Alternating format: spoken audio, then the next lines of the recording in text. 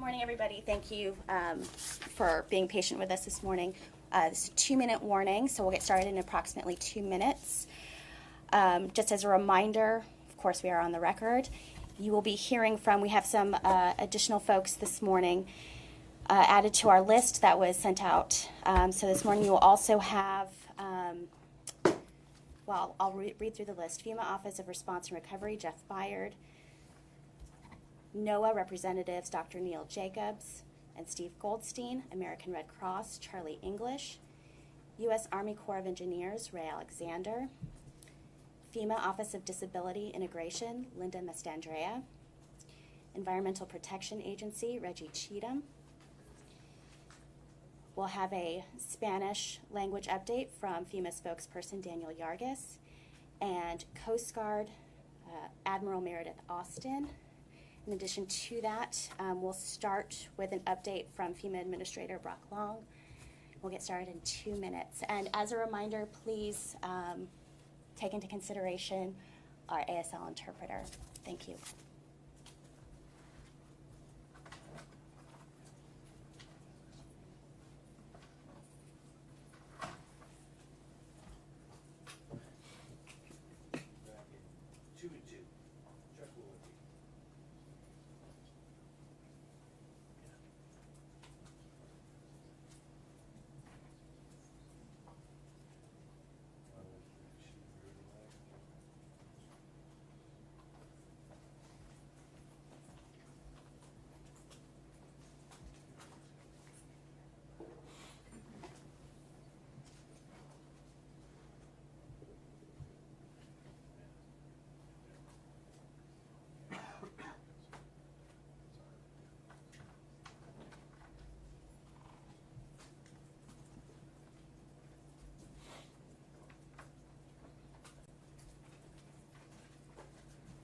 All right. Good morning, everybody. Thank you for joining us this morning. We are here to give you an update from the whole federal government, the whole community update on preparations for Hurricane Florence. This morning the briefing is on the record. As a reminder, please keep in mind our ASL interpreter here for your camera shots. We'll just jump right into it. I'd like to introduce FEMA Administrator Brock Long. Hey, good morning. Appreciate everybody being here. Appreciate the job that the media has been doing to get the preparedness message out to our citizens today. But before we get started on Floyd, I'm very aware of a recent article that in regards to an ongoing investigation by the OIG in regards to FEMA vehicle usage.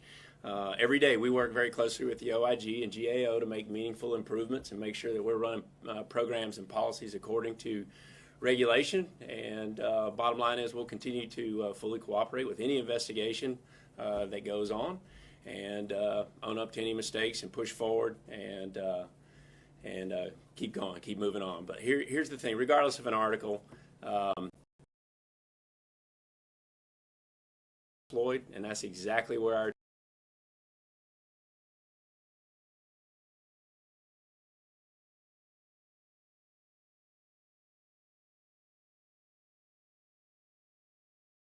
partners.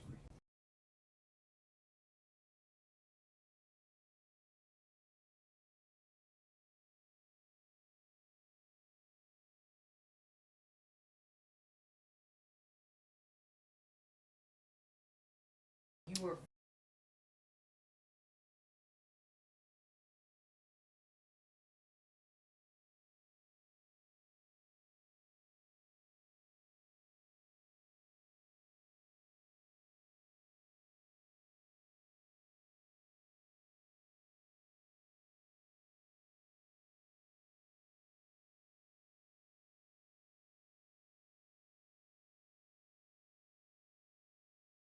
and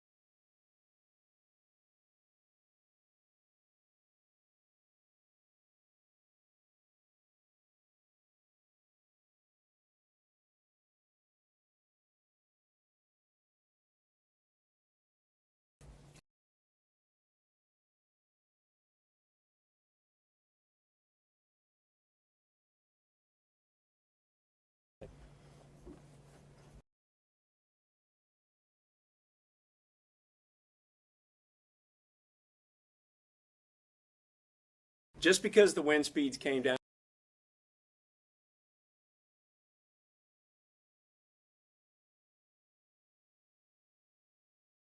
remain the same. Here's why.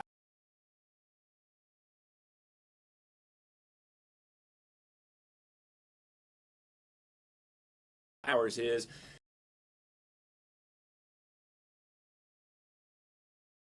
are up against the coast.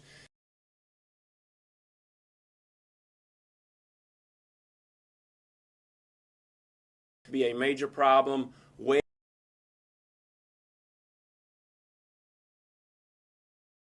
Like the Pamlico Sound.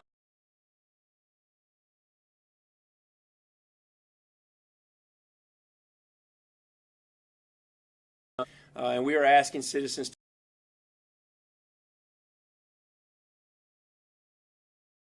to rising along the coast.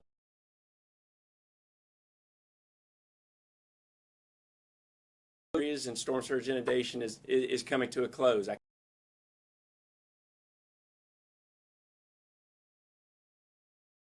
Not only are we going to see high winds, 110 mile an hour sustained winds coming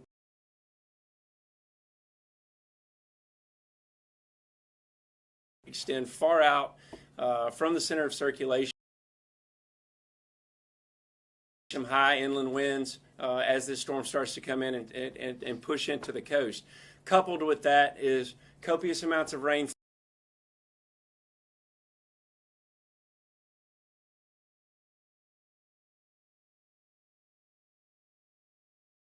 and into Virginia. So this is a very dangerous storm. Inland flooding kills a lot of people, unfortunately.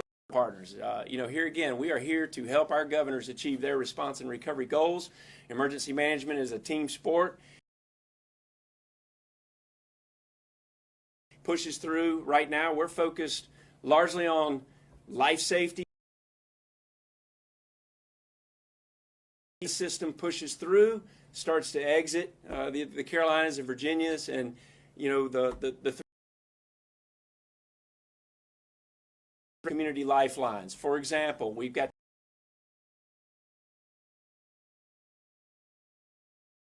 systems, the power systems, and we are positioning and have been positioned for multiple days now to be ready to get those critical. We set the expectations. This is a very dangerous storm. We call them disasters. Not only that, but many of you who have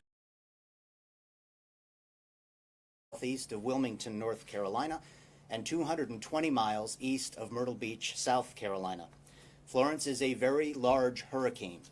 Hurricane force winds extend outward 80 miles from the center, and tropical storm force winds extend nearly 200 miles out from the center. Florence is forecast to slow down as it approaches the coast.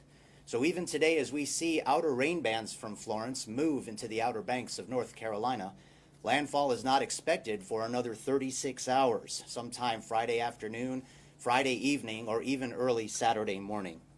This slow-moving, very large hurricane will bring a long-term extreme rain, storm surge, and hurricane-force wind threat to eastern North Carolina and South Carolina into the weekend. In North Carolina, we're particularly concerned about the Pamlico Sound and the Pamlico and Neuse rivers, where 9 to 12 feet of storm surge are forecast. And the beaches from the Outer Banks to the Wilmington area, 6 to 9 feet of storm surge are forecast over several astronomical high tide cycles. As far as rainfall, we're still forecasting 20 to 30 inches, possibly 40 inches or more, especially in eastern North Carolina and northeastern South Carolina. In addition to all of that, there's also a tornado watch in effect for eastern North Carolina today and tomorrow. The next advisory from the National Hurricane Center will be issued at 11 o'clock Eastern Time. I'd just like to take an opportunity to emphasize the expanse of this storm. So the tropical storm force winds extend out 200 miles and the hurricane force winds extend out 80. This is a tremendously large storm, and when it slows down, what you'll see is this expansive wind field will pile up water along the coast in the form of a storm surge. But in addition to that, there's going to be a tremendous amount of rain. And as the storm slows down, there's going to be lots of coastal flooding And with that, combined with the onshore flow, it's going to be very hard for this water to evacuate. So you're going to see a tremendous amount of inland flooding. I'd also like to thank the NOAA Corps officers for flying several flights into the storm, collecting data to improve the forecast skill in the models. In addition to that, I'd also like to thank the Air Force for providing reconnaissance flights as well. All right. Thanks, Doc. All right, next we have our partners with the American Red Cross, Charlie English, to give us an update on the mass care efforts underway.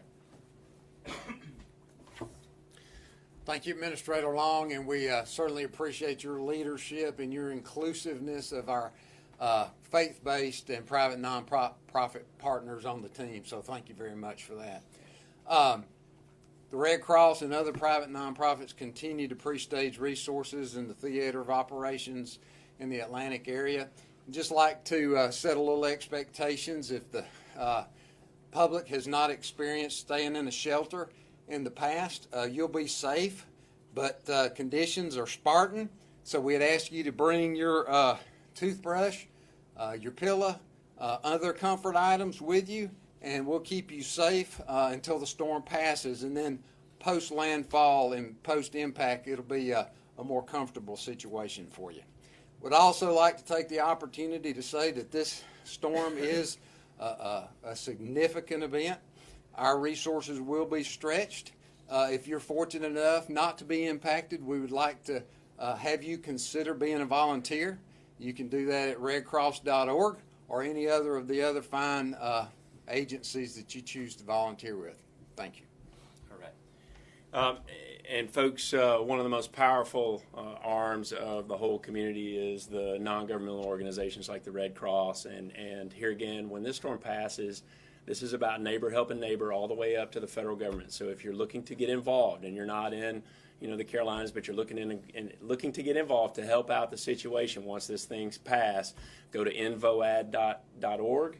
Or redcross.org. So thank you again. Next up, we have our partners with the Army Corps of Engineers, Mr. Ray Alexander.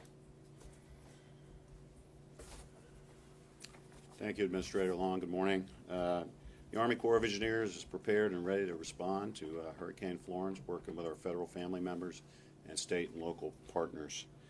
To date, we have over 200 personnel engaged with over $6 million in mission assignment dollars from FEMA, 19 mission assignments, and over $13 million in federal coastal emergency dollars.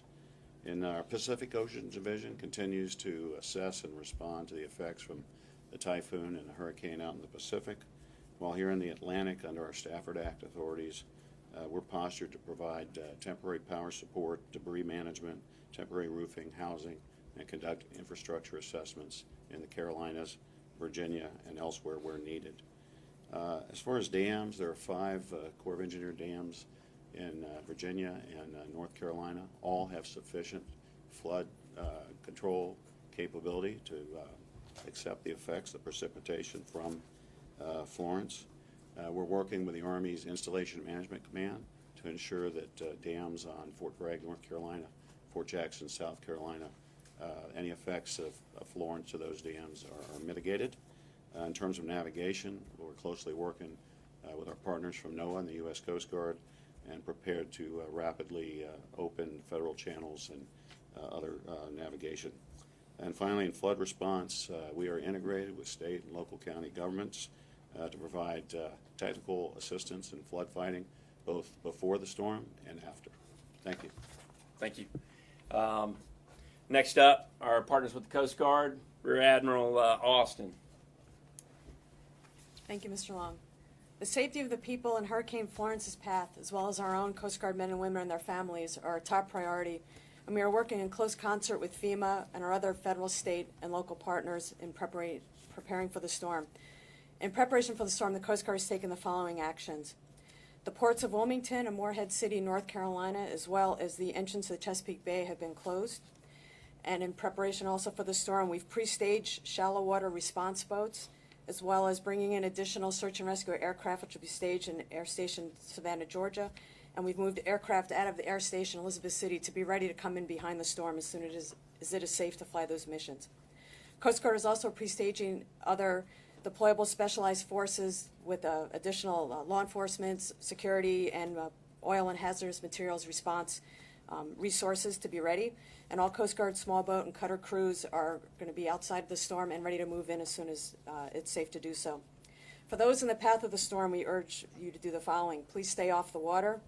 Coast Guard search and rescue resources will be degraded or unavailable before, during, and immediately after the storm. Remember that social media is a great way to stay informed, but please don't use social media in order to call for help. Please call 911 or Channel 16 in order to reach out to get help. And finally, once the storm is passed, the areas will still be hazardous, so please stay in a safe location while Coast Guard and other partners assess the damage and let you know when it's safe to do so. Thank you. Thank you. Next up, we have the Office of Disability Integration Coordination at FEMA, Ms. Linda Mastandri, and it's incredibly important for FEMA to help our partners do everything that we can to render the highest level of functional and access needs that we can, not only during the response phase, but also after the recovery phase. So, Linda, please, would you say a few words? Thank you. Excuse me. Good morning. So as the Disability Coordinator and the Director of the Office of Disability Integration and Coordination, our responsibility is to ensure that FEMA's programs and services are available to and accessible to people with disabilities before, during, and after disasters. And in terms of Florence in particular, with our partners at the state,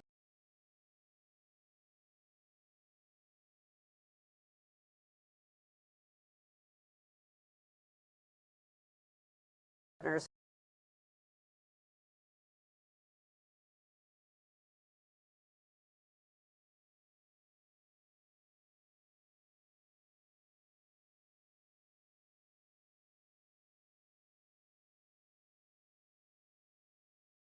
during evacuation.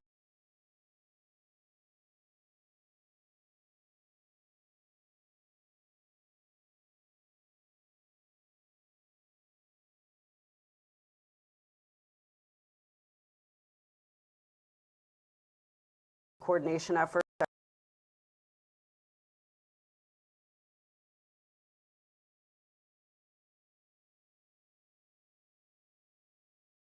to ensure that any unmet needs facilities in terms of response and recovery are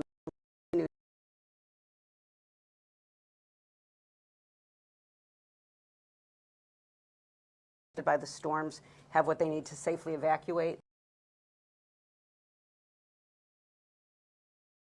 from the effects of the disaster. Thank you, Linda. Appreciate that.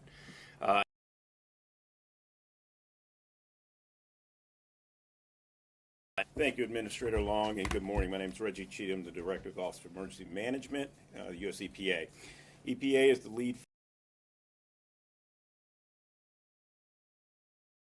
support function 10 under the National Response Framework. States, tribes, and local government partners.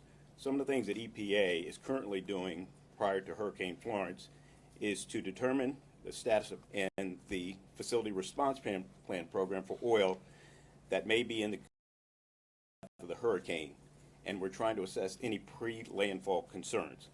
In addition, we're working with the states, tribes, and local governments to identify drinking water and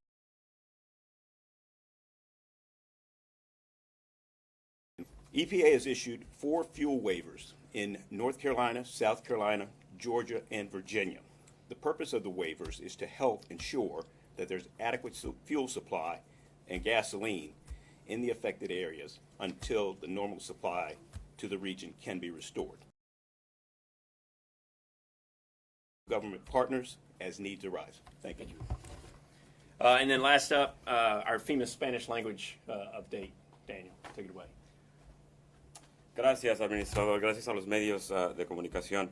Como lo mencionaron, esto es una tormenta muy fuerte. Trae muchos vientos, fuertes vientos, y también va a dejar inundaciones de hasta 40 pulgadas de agua. Les pedimos a todos que acaten las órdenes de las autoridades locales y esa ventana para poder evacuar ya se está cerrando. También, les pedimos y les comunicamos que tenemos también constante comunicación con las autoridades locales y estatales de Virginia, Carolina del Norte, Carolina del Sur, y nuestra meta es poder restablecer comunicaciones, transportación, traer medicamentos. Ya tenemos equipos también en Carolina del Norte, Carolina del Sur y Virginia para poder ayudar en las tareas de respuesta y recuperación. Los desastres son difíciles, como lo dijo el administrador Long, por eso se llaman desastres, porque traen mucha devastación. Entonces les pedimos a todos que estén preparados y que tengan un plan de emergencias. Tenemos recursos en español para poder ayudar y apoyar, como la aplicación de Fema. Está en español para los dispositivos Apple y Android. Pueden descargarla, es totalmente gratis y está disponible en español. También la página de listo.gov. Gracias. Thank you, sir. Questions in regards to Florence? Yes, ma'am. Do you guys have a And cost Renee, would you estimate mind yet? just stating your name Oh, and affiliation? Renee Marsh with CNN. Do you all have a cost estimate yet of what sort of damage this hurricane will do? No, we don't have that. But you know, this storm is almost a combination of Hurricane Hugo and Hurricane Floyd. You know, it's you know, it brings elements of both. Hugo brought high winds and inland impacts, and Floyd brought tremendous amounts of inland rainfall that caused a lot of problems. And so, you know, if you want to look at the disaster dollars connected to either one of those events, this one has the potential, by all means, to line up with that. Yes, ma'am. Hi, Heather Timmons with Courts. This is a question for Mr. Cheatham. Staffing-wise and resource-wise, the EPA has really been targeted by the Trump administration. How has this impacted your ability to do your job and keep people safe? Are there positions that aren't filled right now that should be? Is there? I think the easy answer to that, ma'am, is that we're staffed at the levels we were during last year's response season in 2017, where Harvey, Irma, and Maria and the California wildfires confronted us, and we're prepared to move. All right. Yes, sir. Taylor Populars with Spectrum News. You guys have talked a lot about how well relationships with state and local officials are, especially in the Carolinas. Are there any noticeable vulnerabilities that you've noticed or voids in that relationship, or in terms of services ahead of this, that you say this is a problem that we're actively working to address before the storm makes landfall? No, you know, the communication, the capabilities of North and South Carolina and Virginia are very strong, and they have some very strong and experienced local emergency management agencies as well. And as I've been saying, you know, the successful emergency response and recovery, you can equate it to the chair you're sitting in with four legs. You know, the four legs represent different things. One leg is the federal government, that's us, and the response we put forward. The second leg is the state and local governments. The third leg is our NGO partners, our non-governmental organization partners in the private sector that owns a lot of the private sector owns a lot of the infrastructure. And then the fourth leg is the citizen, okay? So anytime you have all four of those legs present going into a disaster, things are going to go fairly well. Now, look, people are going to get frustrated because it's a disaster and stuff's broken. You know, let's set that expectation. But I feel confident that all four of those legs are going into this event, unlike other events that we've seen in the past. And so when that occurs, look, we're going to have some problems. We're going to have to troubleshoot some gaps that pop up. But we have solid communication with all the governors, solid relationships with the state directors, our regional partners, everybody involved. So we are truly pre-positioned as best we can be based on what we know and that the forecast provides us. All right, folks. Thank you. So, Administrator, can I ask you a follow-up beyond Florence? You brought this up at the very beginning, and I do want to get you on the record since you brought it up. Do you feel confident that all of the laws and statutes were followed for the government use? Yeah, good question. I would never intentionally run a program incorrectly. Bottom line is, if we made mistakes on the way a program was run, then we'll work with the OIG to get those corrected. You know, doing something unethical is not part of my DNA, and it's not part of my track record my whole entire career. So we'll work with the OIG to get anything corrected. Thank you, everybody. That's all we have time for today. As always, please, with any additional questions, you can reach us at FEMA-news-desk at fema.dhs.gov. Please be safe and download the FEMA app. Thank you.